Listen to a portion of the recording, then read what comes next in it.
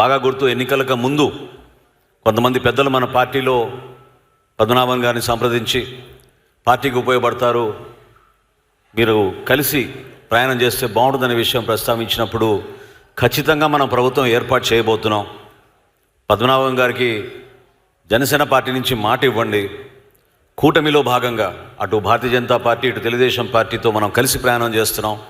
తప్పకుండా ఆయనకి గవర్నర్ పదవి ఇచ్చే బాధ్యత తీసుకుంటాం మనం జనసేన పార్టీ నుంచి అని ఆ విషయం కూడా ఆ రోజు పవన్ కళ్యాణ్ గారు ప్రస్తావించింది నాకు గుర్తొచ్చి నేను మీ అందరితో పంచుకుంటున్నాను. కాబట్టి బాగా గుర్తు, ఎన్నికలకు ముందు కొంతమంది పెద్దలు మన పార్టీలో పద్మనాభన్ గారిని సంప్రదించి పార్టీకి ఉపయోగపడతారు, మీరు కలిసి ప్రయాణం చేస్తే బాగుంటుందనే విషయం ప్రస్తావించినప్పుడు ఖచ్చితంగా మనం ప్రభుత్వం ఏర్పాటు చేయబోతున్నాం.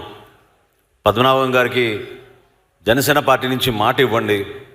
కూటమిలో భాగంగా అటు భారతీయ జనతా పార్టీ ఇటు తెలుగుదేశం పార్టీతో మనం కలిసి ప్రయాణం చేస్తున్నాం.